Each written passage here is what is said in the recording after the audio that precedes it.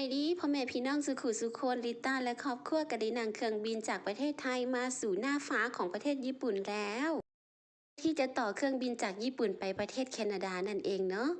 ลิต้าก็ได้เก็บภาพบรรยากาศและวิวทิวทัศน์ของแสงพระอาทิตย์และบรรยากาศของประเทศญี่ปุ่นมาให้รับชมน้ำและนี่ก็จะเป็นบรรยากาศของการเดินทางลิต้าและครอบครัวเพื่อที่จะไปสร้างหลักปักฐานอยู่ที่แคนาดานั่นเองและหลังจากได้นั่งเครื่องบินจากญี่ปุ่นไปแคนาดาแล้วเนาะ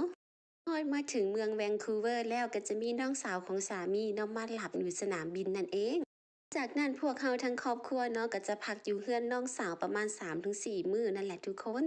พอได้มาฮอดมาถึงเฮือนน้องสาวแล้วมวลเฮาก็จะพากันย่างชมหมู่บ้านนั่นเองเนาะในหมู่บ้านนี้เนาะทุกคนมีแต่บ้านหลังใหญ่ๆทั้งนั้นเลยเป็นตาสะออนเขาเนาะผู้เพิ่นรวยนั่นเองเนาะ สำหรับวิดีโอนี้เนาะริต้าก็จะมาว่าวถึงความรู้สึกที่ตัวเองได้มาเหยียบประเทศแคนาดาเป็นครั้งแรกนั่นเองเนาะทุกคนถึงแม้จะอยู่กับสามีมาแต่โดนแต่นานเนาะแต่ก็เพิ่งได้มาประเทศเขานั่นเองเนาะเพราะส่วนมากเนาะสามีของริต้าเนาะก็อยู่ในประเทศไทยนั่นเองเหยียบประเทศเขาครั้งแรกเนาะก็มีอีหยังหลายๆอย่างเนาะที่เฮาได้พบได้เห็นอีหยังประมาณนี้เนาะก็แปลกหูแปลกตาดีหลายและที่สำคัญเนาะในแคนาดานี่แบบว่ากับเขาวกับน้ำบ้านเฮาก็หากินยากหลายทุกคนที่แบบนี้แล้วเนาะก็คิดฮอดบ้านขึ้นมาทันทีเลยอยู่แคนาดานี่เนาะก็หลายมื้อแล้วบ่ได้กินข้าวตกลงท้องจักเม็ดเลย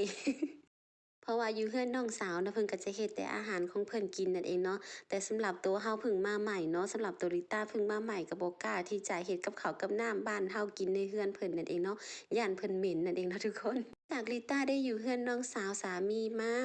ก็หลายมื้อแล้วเนาะม่วนเฮาก็เลยจะกลับไปบ้านย่านั่นเองเนาะอยู่ที่นานายโมนั่นเองทุกคนและนี่ก็จะเป็นเรือใหญ่เนาะหรือเฟอร์รี่นั่นเองเนาะที่เขาจะนั่งข้ามไปที่เมืองนานายโมนั่นเองมาถึงเฮือนย่าแล้วเนาะริต้าก็บ่รอช้าเพื่อที่จะเฮ็ดหมูกรอบนั่นเองเนาะอยากกินผัดคะน้าหมูกรอบอีหยังประมาณนี้เนาะที่ต้มแล้วเนาะก็จะเอามาตัดเป็นชิ้นแบบนี้เลยเนาะริต้าได้เอาซ่อมเนาะมาสับหนังหมูหนังหมูมันคือเป็นแบบนี้คือมีแต่น้ำมันเนาะที่ไหนได้ทุกคนเพราะว่าหมูอยู่นี่เนาะเวลาเขาจะเอามาขายเป็นชิ้นแบบนี้เนาะเขาจะ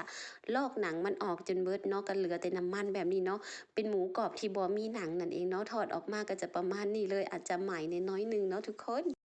รับรองว่ากรอบคักกรอบแน่ จะซับเป็นชิ้นๆแบบนี้เลยเนาะเพื่อที่จะเอาไปเฮ็ดคะน้าหมูกรอบนั่นเองหมูเฮากรอบหลายมันจนแบบเวลาสับมันก็จะแตกออกจากกันอีหยังประมาณนี้เนาะจากนั้นก็จะได้เอาน้ำมันพริกกระเทียมเนาะไปผัดแบบนี้ให้หอมเนาะแล้วก็เอาหมูกรอบลงไปเอาผักคะน้าลงไปนั่นเองทุกคนจากนั้นก็จะคลุกเคล้าแบบนี้เลยเนาะจากนั้นเราก็จะมาปรุงน้ำตาลผงชูรสน้ำปลาอีหยังประมาณนี้เนาะแล้วก็น้ำมันหอยอิ๊วดำลงไปในหม้อกระทะเลยกลิ่นออกมานี่หอม ที่สุดก็จะได้กินแบบสมใจอยากแล้วขณะหมูกรอบแซ่บหอม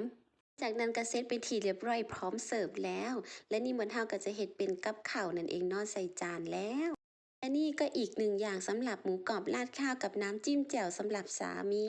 แซ่บน้ำกันจ้า